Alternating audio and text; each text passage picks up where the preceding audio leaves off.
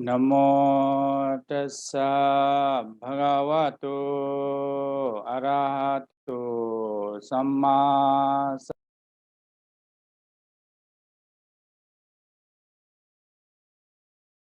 bhagavato arahato samma sambuddhassa. Namo tassa bhagavato arahato samma sambuddhassa. Buddhang saranang gacchami. Dhammang saranang gacchami. Sanghang saranang gacchami. Dukkha petacani dukkha. Bhaya petacani bhaya. Soka petacani soka. Antu sabapi panino.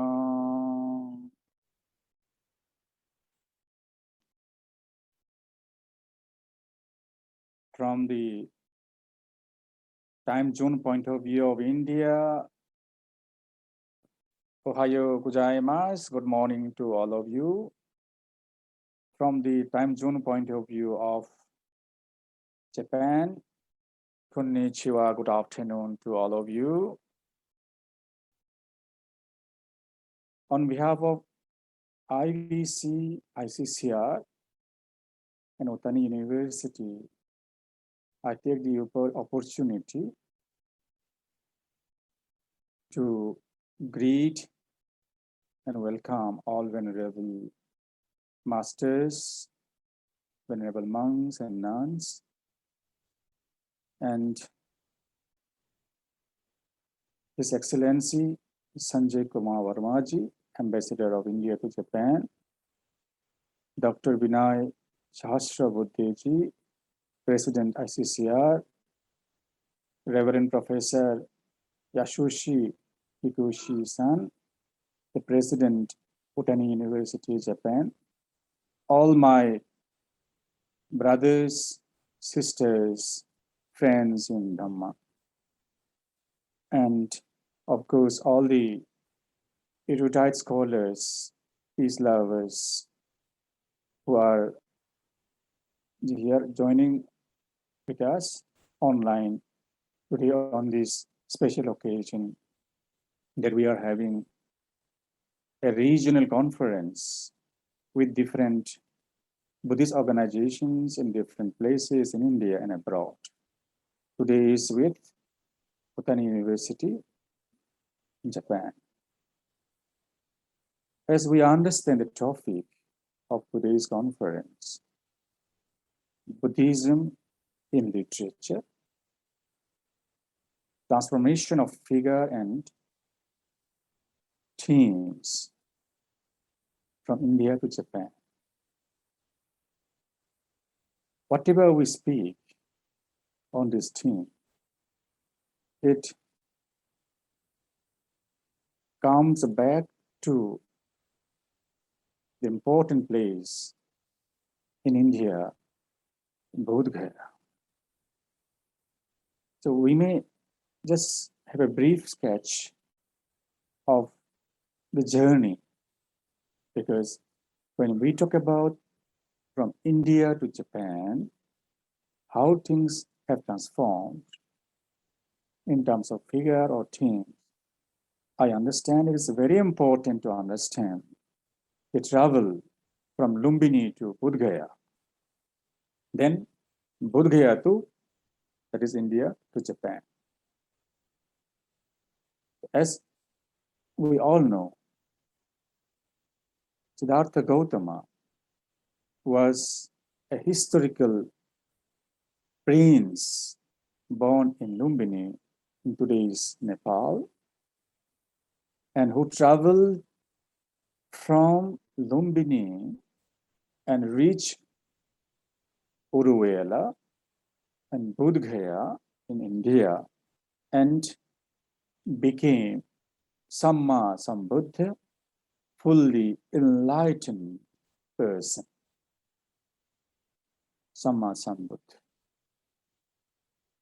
So the travel from Lumbini to Bodh Gaya was in the form of Prince Siddhartha, and who has renounced everything.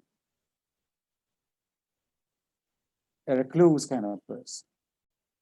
And after enlightenment, he came to be known as Siddhartha Gautama, the Buddha, who is also known as Sakyamuni Buddha in different parts of the world.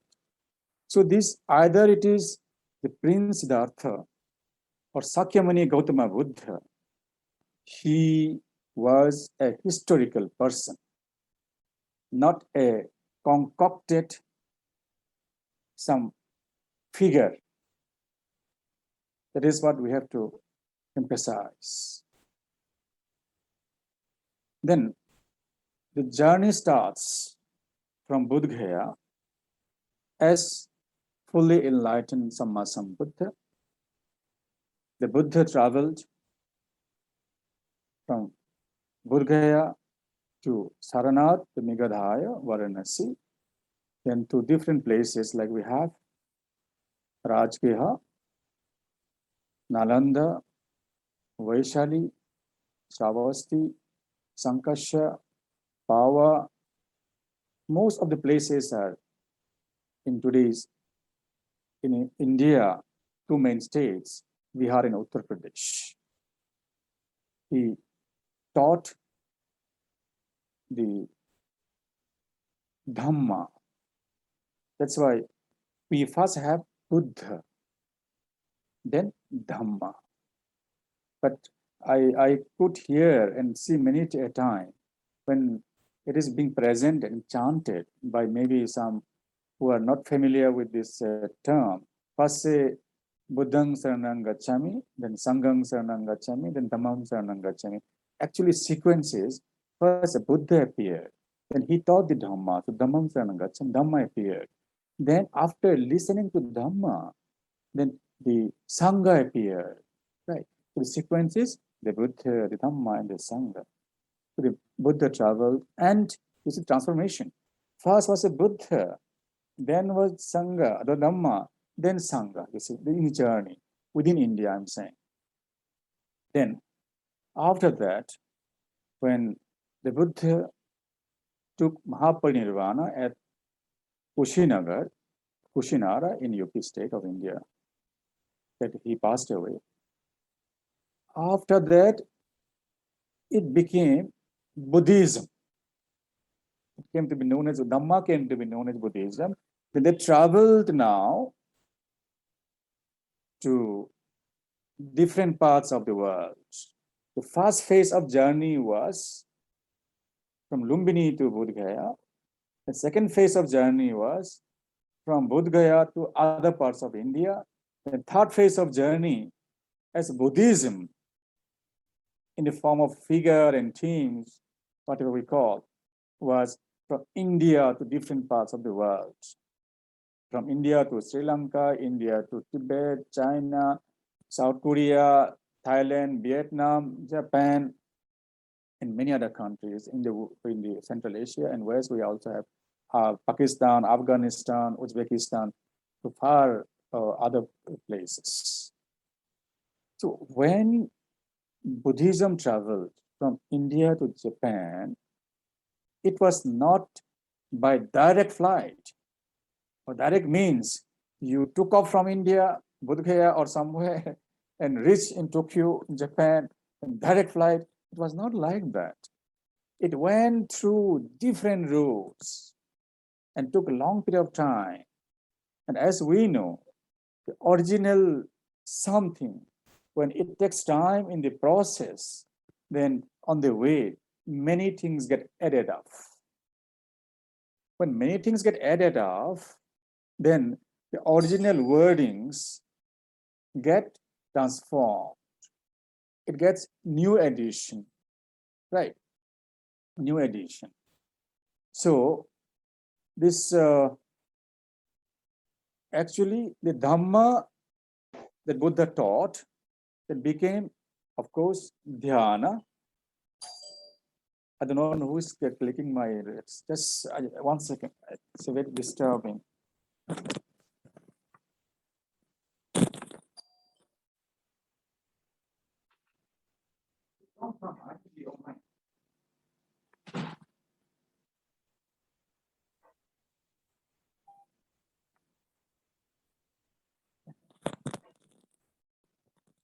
Oh, I'm so sorry. Actually, I'm in a hotel in Gorakhpur now because we had just before yesterday the inauguration of the Kushinagar International Airport, and where Buddha relic was brought from Sri Lanka. So I'm escorting the Buddha relic team. So I'm in Kushinagar and in the hotel. Somebody came and continuously knocking the door. I'm so sorry for the interruption.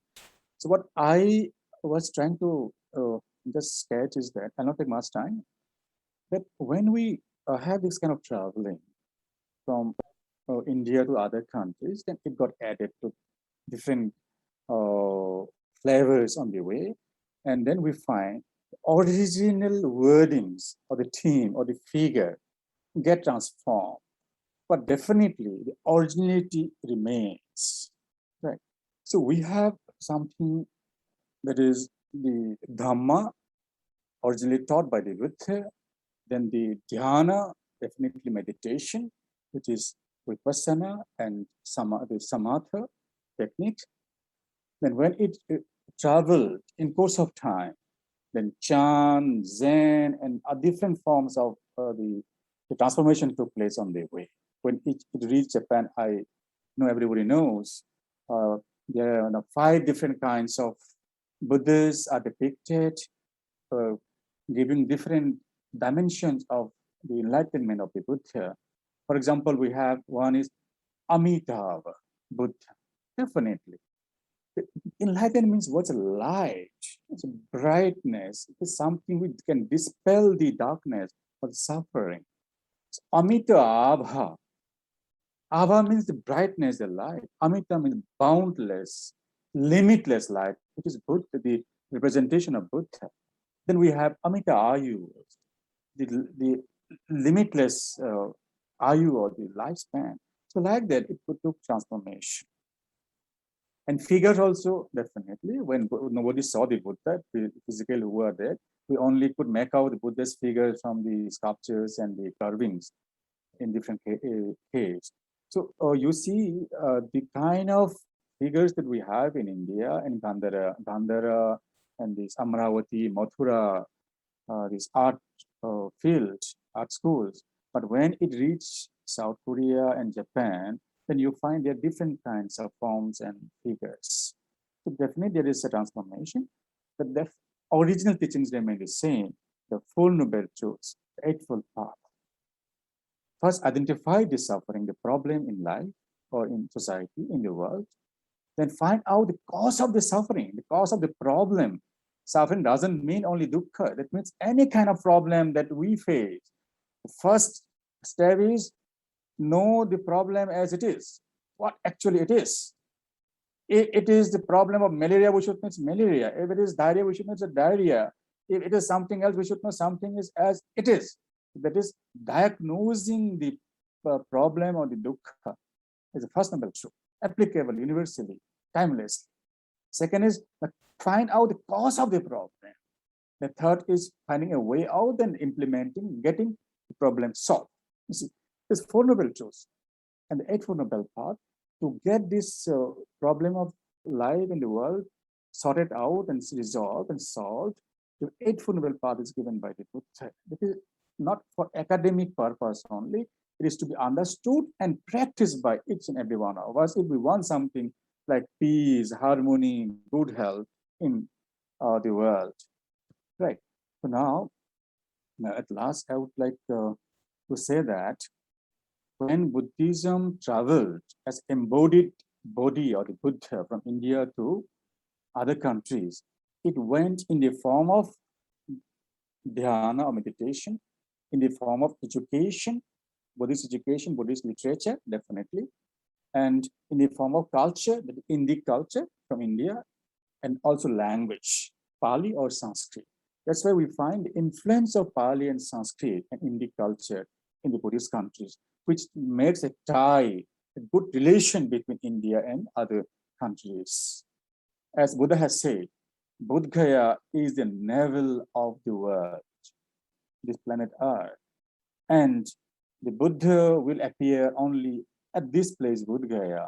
Either it was Gautama Buddha or earlier the three Buddhas, Kakosanda, Ganogona, Kashyapa, or even the coming one, the Aryamitya, or any Buddha will have to appear at the navel place, that's Bodh Gaya.